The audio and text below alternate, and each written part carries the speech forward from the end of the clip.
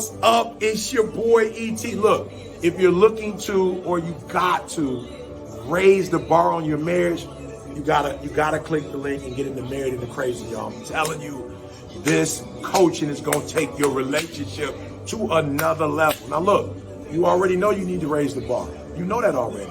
So stop thinking or overthinking. Click that link, and Marriage into Crazy is gonna take you and your spouse to marital bliss. Now you know. Click the button. Let's go.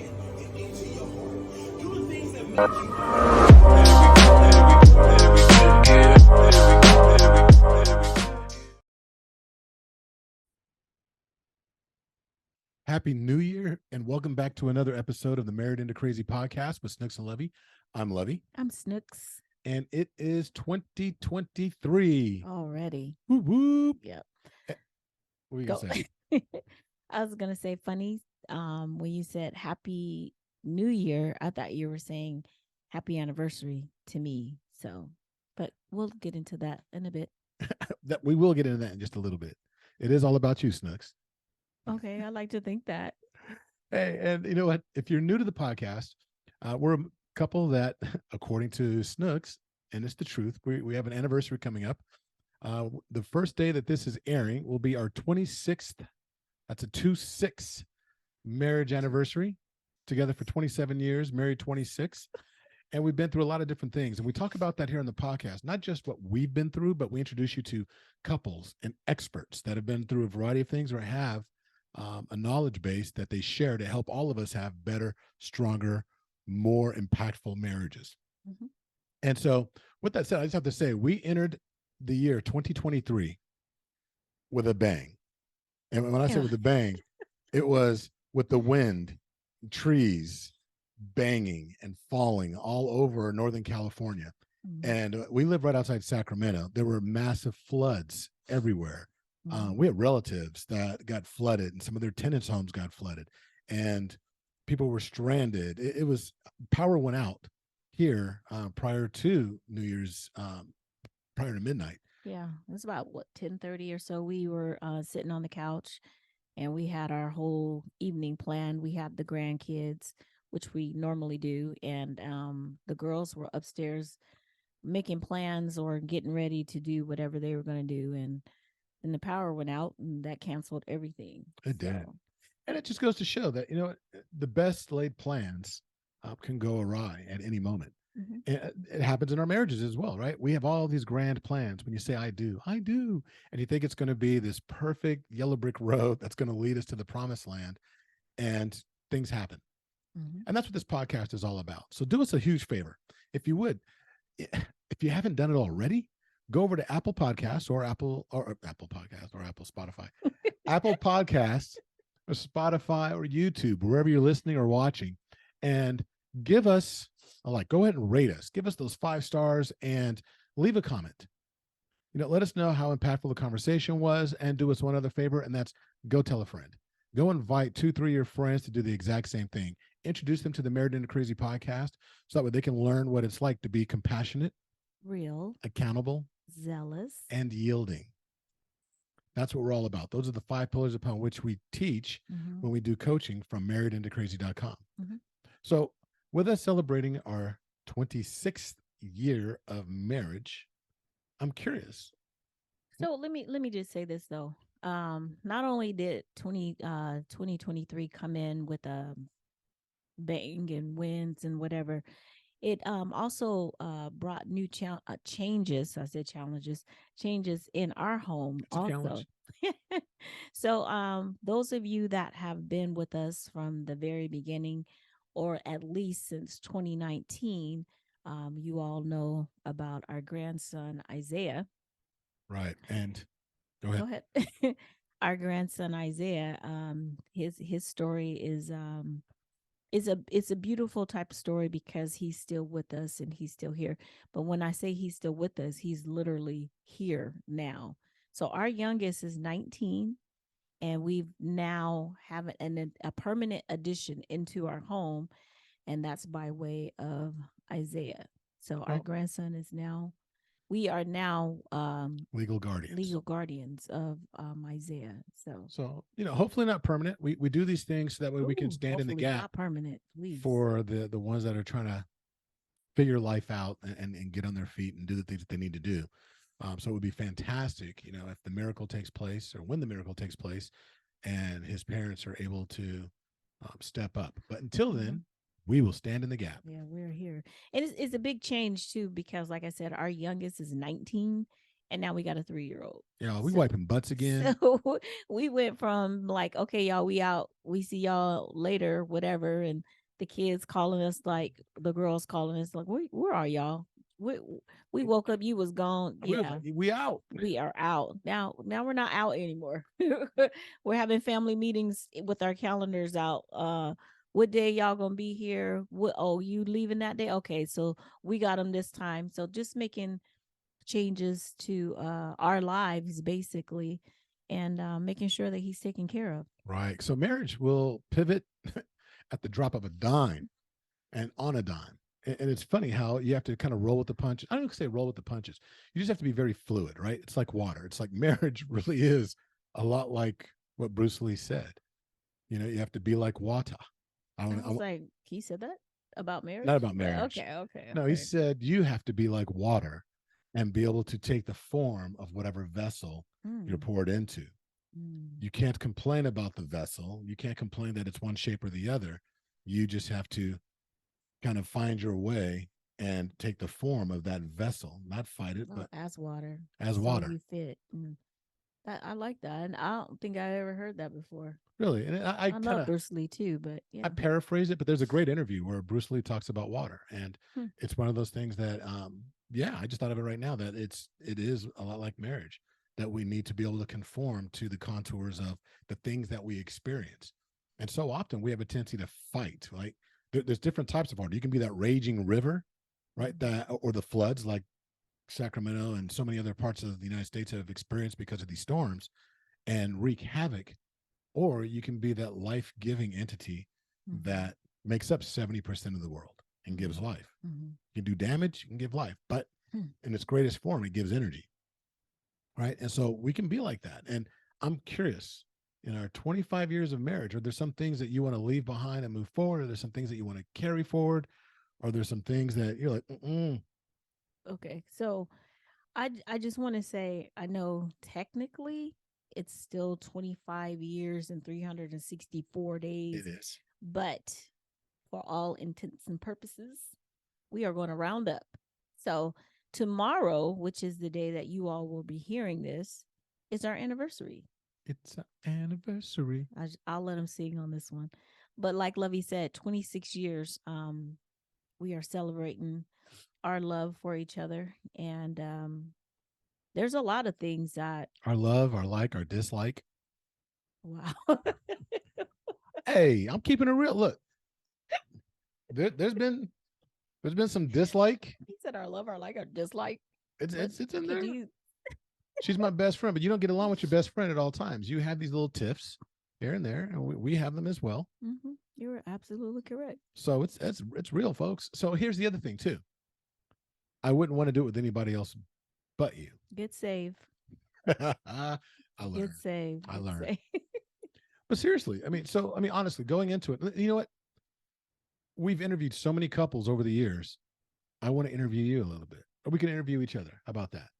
Asking similar questions. Like interview. Okay. Asking some of the questions that we've asked people that we brought on. That's fine. He just kind of took over my Go for it then. Podcast, but that's in my podcast. No, but let's do it. Let's do it. Like you said, we've done a lot of interviews, and we've come up with the questions. I don't know that when we thought of the questions or we come up with them, did we ever sit and talk about how we would? No. Okay. Oh, this would be a good one to ask, but we didn't really. We like putting other people on the spot, but yeah, we haven't done it to each other. That's funny. Okay. Why don't you start, ladies first? My glasses, spectacles. No, before she begins, I want all of you to do another huge favor. I know we'd asked about going and supporting on the venue that you're listening to, but as you heard the commercial at the very beginning of the program, with my mentor and friend ET that was talking about, just click the button. He was talking about raise the bar. And one of the things that we do at Married into Crazy is we vowed to positively impact over 1 million couples. And there's only one way we're going to be able to do that. And that's by reaching out in as many forms, any ways as possible. And we are taking a program that we have created called Raise the Bar, which you can find at raisethebarmarriage.com. The link will be in the show notes. And it's the principles that we've used and listened to in over 34 different countries across the world. And there was a fee for it when we launched it, and it was great and people were buying it. But we decided that we want to remove all barriers. So you can pay what you want, anywhere from $5 to $5 million if you want, and please do.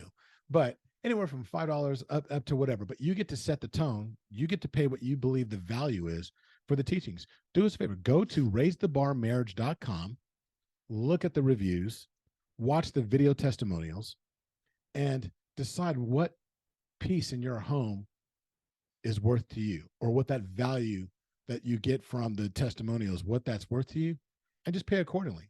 We're not going to tell you what to pay. This is our gift to you. And we just ask that you be honest and do what you feel is right. But that's there for you. And there's some great teachings there. Again, read what's written there from testimonials, and also watch the videos that are there from actual couples from a variety of different backgrounds that have utilized Raise the Bar and what it's done for them. And you just go ahead and pay accordingly, whatever you want to. So let's get into these questions. Let's get it. All right. So Uh-oh. when I say the phrase Black excellence in marriage, who comes to mind and why? Ooh.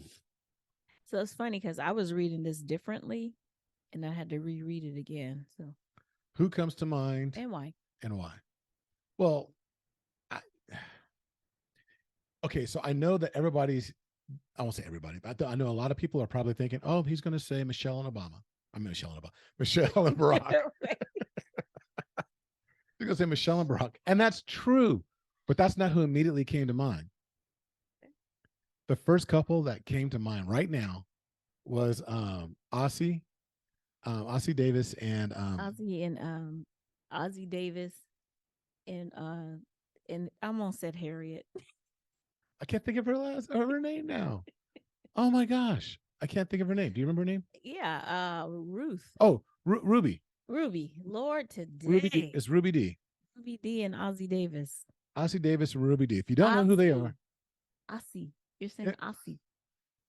If you don't know who they are, go look them up. And you're going to say, apparently we don't either. And you're going to be like, oh, I've seen them in these movies, whatever. But they were actually a married couple, and they were married. I don't even know how many years. Oh, long time before he passed away. Long time. Mm-hmm. And that is Black excellence when it comes to marriage. And the reason why we're singling out Black excellence is because media, in our questioning, is because the media has a tendency to portray it as a myth, as a unicorn. And that's not the case. Mm-hmm. There are a lot of people of color that have great sustaining marriages. It's just that we're led to believe that they're toxic relationships, and there's toxic relationships in every single ethnicity out there. But for whatever reason, there's a myth or a misconception out there that doesn't happen predominantly within our community. So that's what I think of. Okay, why? Why? Because, they're amazing. When you would see them in interviews and how they love each other, and when you see them, it's like what they would talk about and do, even when they were captured, by the paparazzi, it was the real. And it wasn't just what they said. In all the years, there was no controversy. Everyone spoke about their love and how they actually aspired to be like them. And you can tell when you see somebody, and it's not just on the red carpet and you can see them smiling and posing or whatever.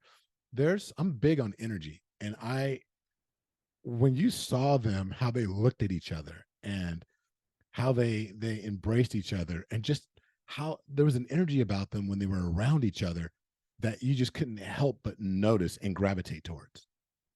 And I feel like that's something that you and I have. And we have that Ossie and Ruby love. And I feel like, I don't know, that's who came to mind. So I want to ask, and I want to obviously I'm gonna go look it up and find out. But they played they were a married couple and they played a married couple. Have you ever seen a movie with them being married to someone else, or is it always them married to each other? Oh, good question. I don't know. I've seen them in movies without each other, but I don't know that they were necessarily married to each other. Married to someone else on screen. Well, and I've seen him like pine after other people because I remember when Aussie was in, um, uh, Do the Right Thing. He was married to her. Oh, that was her. You know what? I don't know. I don't know that I've ever. Hmm. Okay, that's something to look mean, up. I don't know. I just That's something to look up. so okay. You ask me. Oh, I get to ask you a question. Okay, so I forgot my numbers. All right, so what I want to do. Okay, what is something that you believed early in your marriage that has not stood the test of time? What is something that I believed early in my marriage that has not stood the test of time? Yes. That the man is always right. No, I'm playing. Wow. I'm Wow. kidding. I'm kidding. Okay. I'm kidding. Okay. What is something that I believed early? Um. Wow. That has not stood the That time. has not stood the test of time. I can't think of something that I believed early. Um. Wow. I wish we would have picked a different thing to do because I can't think of anything. No. Probably all you need is love. All you need is love. Dun, dun, dun, dun, dun. All you need is love. Yeah, I think that when we first got married, I mean, I've said it before, I'm big on love and I hope everyone who gets married is too. But I honestly thought that all we had to do is just be in love and you know, It'll work out. and it will work out. Yes, without me having to work at it, probably. You know. That's what I think that. Okay. So All right. obviously that's not the case Because this worked. 4 years later, I was like, She was like, I'm out. I'm out. Give me a divorce. not like that, but No, it wasn't. It was not near as nice as the way I just said it. wow, are you serious? That isn't even. Wow. And she made me pay the bill. A whole other story. Was I finna pay it? What? First of all, Same we account. had the same account. I was about to say, what are we talking about here? Okay, so Okay. You get to ask me a question. yes, I do. What is something that you believe? Oh man, why you ask this question? What? You gonna say Okay, I'm gonna ask the same question. What is it? I No, forgot. I won't ask that. What is the worst marriage advice anyone has given you? What? Why are you laughing? What? You better not say nothing from Color Purple. Oh. No, the worst marriage advice. Mhm. You know, it's I think the worst marriage advice I ever got was Don't marry her. no. Basically, it's kind of a I don't know. It's an all encompassing statement. So it was like you're the man. You set the tone for the relationship, for the marriage. So that means that you're the man. You set the way. When it's all said and done, you're the final answer. Mm. And it didn't come from my dad. There were some uncles that shall not be named, or uncle, somebody that I held in high esteem that did not have early on did not have a good marriage, finished with a great marriage. But it was the worst piece of advice that you need to know when to put your foot down and all that. It was just an old school way of thinking. And what I learned and through observation was that when you try and take on this totalitarian approach to marriage, I don't know that I've ever, let's just not even say marriage, in government, in parenting, in marriage, in corporate America, leadership, when you try and be a totalitarian and force it because I'm the boss, it never works. It never works. And we forget that marriage is teamwork. And I think that was the worst advice I ever received. Like at any given moment, I can just say, "Oh, that's it. That's the way it is because I'm the man." And unfortunately, there's a lot of people that we know that we've come across, not just through coaching, but just people that we've encountered, people that we're related to, people that they believe that's just the way it is. So I'm gonna, I mean, that is your perspective and what have you. But when you say it does, it never works. Actually, it does work, but is I find it to not be sincere and genuine or real. Hmm.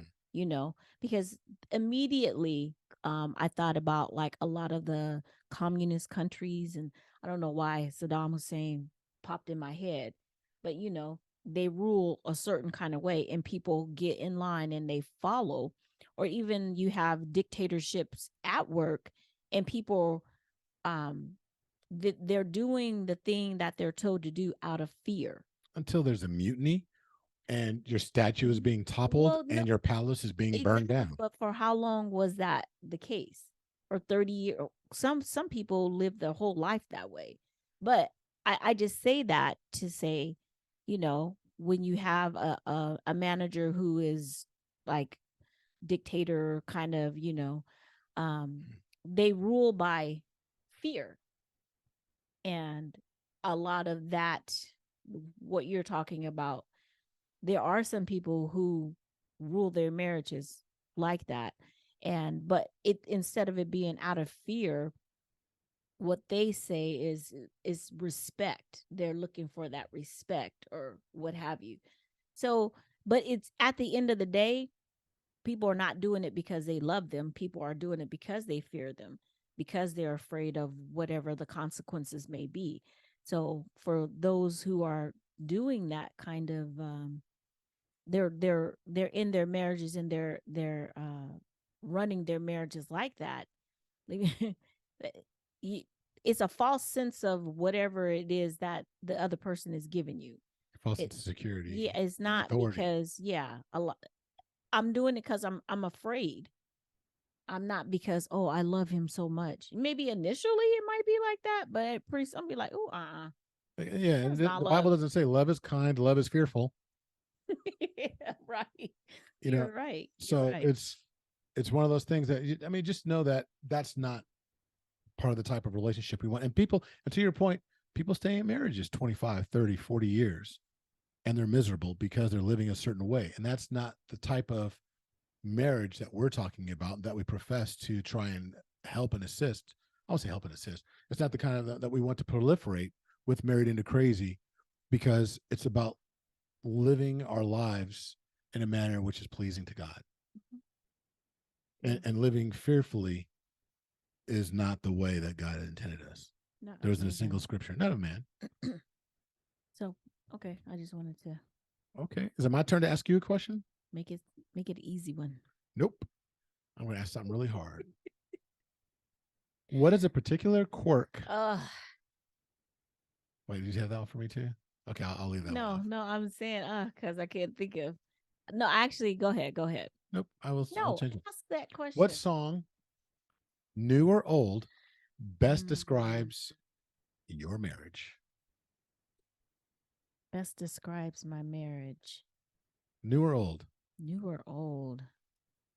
Freaks of the industry. No, oh no. Silly. I feel like an old song, because all the love songs. I'm not that there's not love songs now, but they don't hold a light to a lot of the older songs. Always and Forever by Heatwave. Okay. I like that. I Always like and that. Forever. Yeah. I mean, there's just some of the. I remember, we could get nostalgic and go back to the very beginning. It was like a dream to me that, I was like, when our souls like connected, when after day 8, can't say the very first It few days, the expired. first week. It expired in Wow. four. Really? I'm just Are asking. we, can I tell I can need I do my therapy. thing? I need therapy. I need therapy. I'm just saying. Anyway, but it was like a dream that I mean that we were together, we had the values and everything. A lot of the things that I said that I wanted in a relationship, I've been told that, oh, you ain't gonna find nobody like that. There ain't no man who's gonna act that way, who's gonna treat you like that, who's gonna be this way, or and if it is, it's fake. And but there was that genuine sincerity that you had, and it was like, no, you were like really, you were for Okay. real. For So, real. That's right. oh, If I had to here we answer that, it go. would be, it's man's world.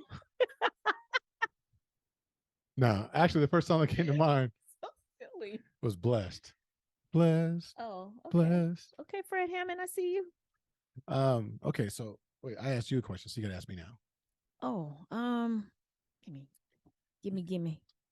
Blah blah. I almost asked that, but no, we already got that. You already did the TED talk, so It's funny, these are mm, questions we ask each other, but we should have ask. bought one of those games where we can ask the questions like we did in our virtual date night. You're right. Okay. What if you could sit down with your newlywed self? What advice would you give yourself? If I could sit down with my newlywed self, Mm-hmm. I would say, you know what, don't be so serious. The first few years, I was a very, I was stiff, Yeah, I was. checking my I posture. was checking his posture because Uh, Lovey did not. You see me over here. I'm slouched. I'm but I was very Lovey's stiff rigid. and rigid in our relationship and the way things need to be done, and with our son, and with dealing with people. And it was just one of those things where I think I would do that. I would be like, relax a little, Mm, relax, and enjoy the process by which you're traveling this journey of marriage. It doesn't have to be a certain way. There is no certain way that you're supposed to do this. And though you're not trying to be your father or your mother and they have their experiences, you don't have to be so rigid because you want to be the opposite of what they did. mhm. And I think a lot of my decisions early on was like, oh, I'm going on that path. I don't want to be like them. And so I was like very adamant about what I did want, what I didn't want, and so forth. And I think it lent itself to, me not being my true authentic self and just relaxing. Hmm. I think if I answered that question, mine would be it would be relax, but not in the sense in the same tone that you said. Just when we're dancing, you would let me Just be lead. more well, okay, so it kind of fits in with that because I know you have a thing about that. Yeah.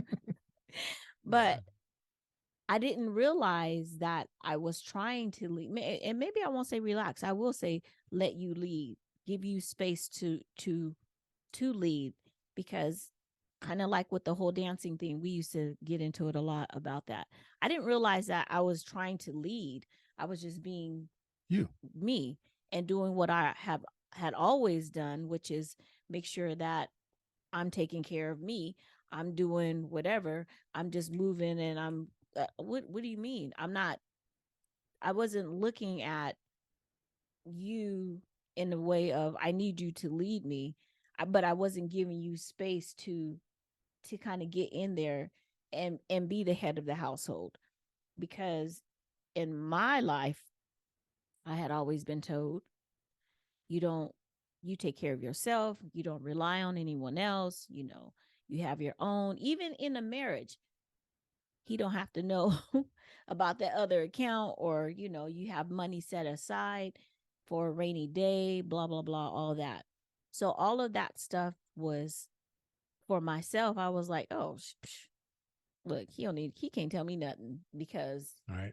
so You know, I was that's one thing that I would tell my younger self. Okay, girl, chill out. let's stay there for a second because and it's no indictment Pause. on Black women or the community, but I do think that at some point there was a twist and the man subconsciously was positioned as a threat. And stay with me here. Okay. When I say a threat, it's because don't rely on yourself. I mean, and this is the way we kind of raise our daughters a little bit, right? To make sure that they can be self-sufficient. Mhm. And there's a fine line between saying, okay, be self-sufficient, be able to stand on your own, take care of yourself when you need to, be able to survive on your own, be able to thrive on your own, be able to have your own way. But in the same respect, it's like at some point the other side of that coin was never taught. Like, but there's going to be a person that may come along in life that will be a partner, and then it's okay to let them lead. It's okay to let them do that. And I think that because subconsciously there was like all of a sudden the man became the threat. Not that we were going to take things away, but that we weren't to be trusted. Hmm. So it's funny you say that. I mean, you use the term threat for the man, because I feel like it was more of the woman becoming a threat because we no longer saw you as a need. We didn't need you anymore. Back in the day, um, and not that it was only this way. There are women who made their own and they had their own businesses or whatever. But back in the day, typically a woman left her parents' home and went to her husband's home. Mm-hmm. And she became a mother and she did all those type of things. But when we gained independence, or we said, oh, hold on, we could do this too, you know, it was no longer, I need him to survive. I need him to bring the bread home. I need him to do whatever. Well, I think it was World War II when the men went off and then they had the factories and everything. Women started working. It's like, oh, we know how to. And then when the men came back in and the roles were, we were expected to be back in the kitchen making the babies and doing whatever. A lot of women were like, no, we don't have to do that anymore. We can be self-sufficient. We can be self-reliant. I'm not saying that that's why the men left, but the reason why women were being the way that they were being is because the man left. Some left. I have to go make it better for myself. I got to go find a job. I got to go do whatever I have to do. And they left her home with the kids. So men became undependable. I won't say, and I'm generalizing a whole lot, but a lot of that, the men, they weren't around. You guys, again, the men were not there. They were off doing whatever it was that they were doing.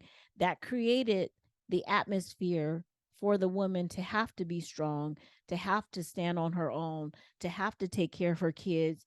And then even when some came back and they came back for a minute or for however long, you know, there's a history. Women didn't just become jaded to be jaded. We didn't wake up one day and just be like, we just gonna be man haters.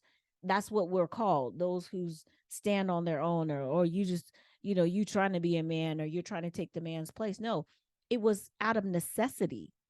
So it's not so much that men became threats. I think we became threats to men. No, and you're right, because I was looking up something. I wasn't distracted to be watching on Yeah, he wasn't YouTube. paying attention. No, I was paying attention because but it's one of those things too. It's not just the African American community, because though I think there was some prominence there because of how strong the man's presence was in the like 1930s, 1940s, and then it wasn't until after the 60s and the 70s where things started to really collapse a little bit. Basically after Vietnam, when the men started coming back from Vietnam, things really started to turn south during and after. What I would say is that women's suffrage, right, happened in the 1919. That's what I was looking up. In 1920 is when the right to vote was ratified. And so with that started to become a shift. So it was the male mentality that shifted. Women's mentality began to really blossom. I won't say mentality, but the self-assurance and their prominence really started to come into play after that, because there were rights that were rightfully enacted. And I think that it played out in a variety of ways. And unfortunately, what that did was that started to create a divide. And that divide, some were very, subtle, others were very brazen. And I think that when it came to that, that's where that threat came in. Like, we would teach one thing, but not the other. You can vote, you can do this, you can do that. I'm not saying all goes back to the voting, but I'm just saying the tide started turning. Yeah. And if that was in 1920, you got to realize we were talking about, we were born in 1968. So the right to vote was only happened 40 years or thereabouts, approximately 40 years prior to us being born. So our parents saw all of that. Now, how involved they were, that I don't know, but that was in their lifetime when they started to grow. So there's been an empowerment that really started taking place. And then when the men started to disappear due to Vietnam and drugs and unemployment and redlining, Incarceration. incarceration, um, Jim Crow, when all these things were taking place, then they stepped up. But it was also right in line with the empowerment that had happened. There was like an undertone. Mhm. So I think there's a lot of things that came into play. I'm sorry, this became a big old history lesson. But these things, so look at all the different things that impact marriage, that impact the very first institution that God placed on the face of the earth. Mhm. So many things come into play when we're talking about, how the winds came in New Year's and we got to be like water and we've got to be able to flow and take the shape and form of whatever we're poured into. I think it plays a part. When we're looking at the first 26 years of our marriage, there was a lot of molding and Yeah, you talk about the clay and all that kind of stuff. We made all kind of vases and broke them. and broken. Hmm. And they didn't stand the fire and get tested, but we kept coming back to the spinning wheel and pounding that clay and building it up, which is a concept that we talk about in our Raise the Bar series that you can find at raisethebarmarriage.com. We really go into it in there. But going forward, I'm getting away from the questions that are here, but going forward for the next 26 plus years of our marriage, I'm going to put you on the spot. Wait, did I ask the question or did you? I don't know. Okay, go ahead. What is something that you'd like to see going forward that I'm not going to say you haven't seen in the past 26 years, but something that may have been there, maybe it hasn't been there. But what would you like to see in the next 26 years? Don't say I need to listen more. But what would you like to see? I'm putting myself on the spot, right? We talk about being real. Hold on, let me grab the mic. No, I'm playing. I'm playing. I laughed because I was gonna say you cleaning up more. Yeah, that's a big part. But no, what would I like to see going forward? Something more. Like if there was one thing you needed to select, and maybe it is me cleaning up more. Honestly, I feel like going forward, what I would like to see is less worry From you or from me? from you. I feel like I won't say you worry, but maybe because I'm more go with the flowy kind of, well, I'm not go with the flow at all. Maybe I like to see less of go with the flow from you. I don't know. um wow, what would I like to see? Not that everything is perfect. I would like to see more of the same. I think that what we have is it's not, we're not the only ones. It's not like, oh, it's so unique, but we are a couple who is dedicated to putting the work in, and we understand that it's work. Answer the question. I'm trying to think of something. I don't know, Levy. I'm be honest. I don't know. If I say more of the same, I thought I said more of the You said same. more of the same, but what is the same? I don't know. I know that if I had to ask myself the same question, what would I want to see more of from you? Don't say spending less money. That was part B. Part A was to be less critical of yourself, Oh, to give yourself I grace. meant like in our marriage. It is. That is in our marriage. I'm not critical about our marriage. Oh, I don't do this enough, or I don't do that enough, or and you're always like, I'm sorry, I'm sorry, I'm sorry. And I'm like, what? Have I created an environment Yep. in which you have to apologize all No, the time? okay, so here's the thing with that though. I always, you get so upset about stop apologizing. But that's just what I say. And I don't just say it to you. Like I'm like, oh, I'm sorry. Because genuinely, if I'm trying to, oh man, that's my bad. So instead of saying my bad, I say, I'm sorry. Hmm. It's not like, But you're oh yes, hypercritical of yourself. yes, You're hypercritical of yourself, and I'd like to see you be more confident and more standing in the space of knowing who you are in God's eyes and Mhm. living that out. Because I think that does nothing but positive things for our marriage as well. Well, I mean, I could say the same for you too, Okay, if that's the say case. it. Stop being critical. No. Okay, so I was just thinking it was like, what would I want to see in our marriage moving forward? I got you.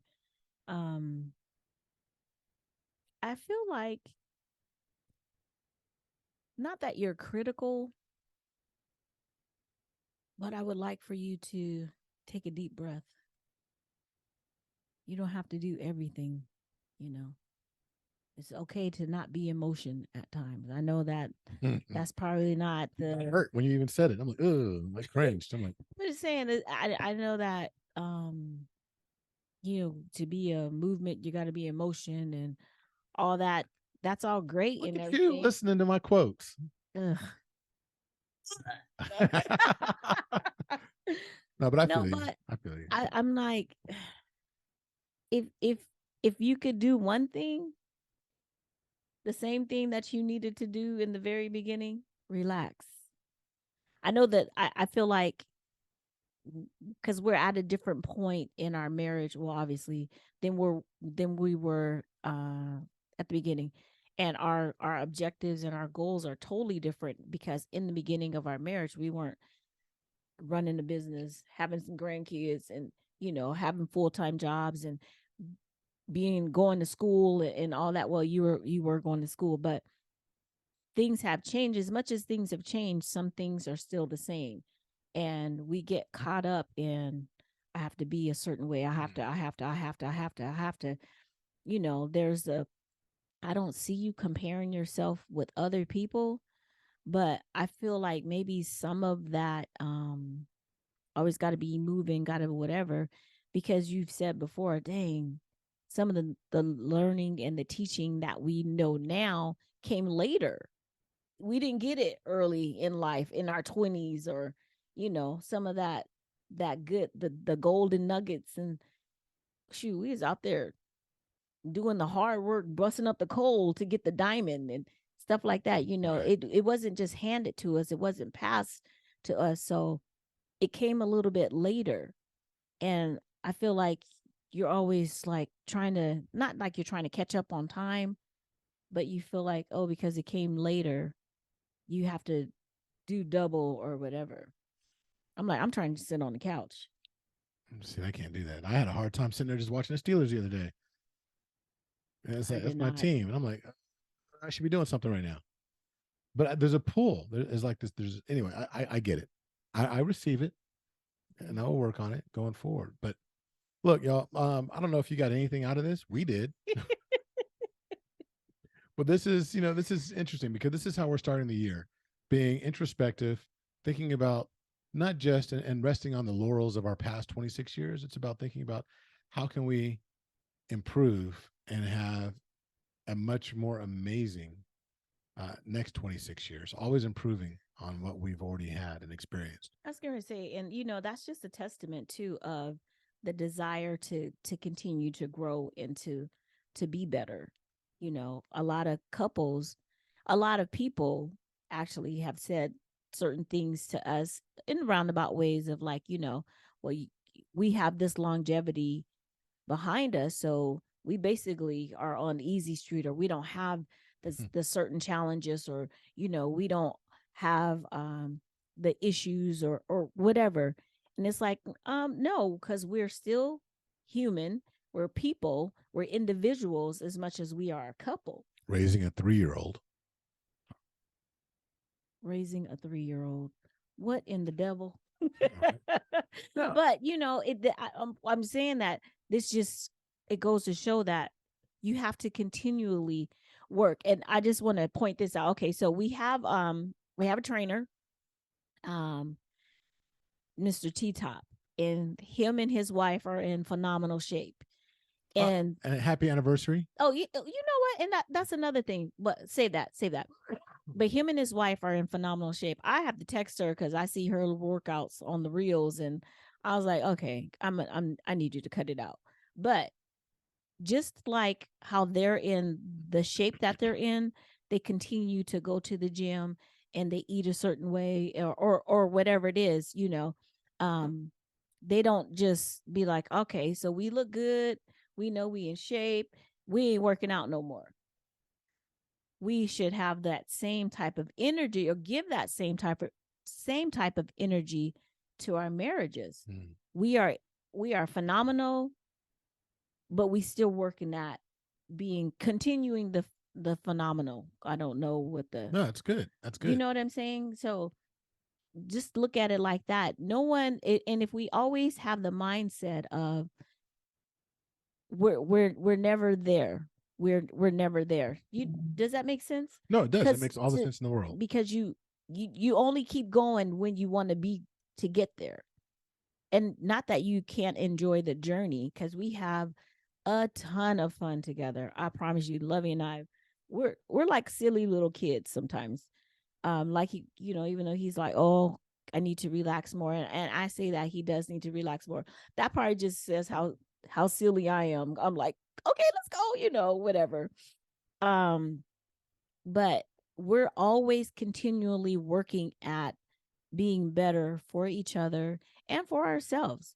So take that mentality. I've said this before, that mentality that you have in growing your business and eating healthy, getting wealthy, or whatever. Take that same energy and put it into your marriage or your relationship, because it will pay off. And even if you are on level 10 and there's no higher level, that doesn't mean your skills, or you should be like, oh, I don't care what happens now. Because no, keep caring, keep working.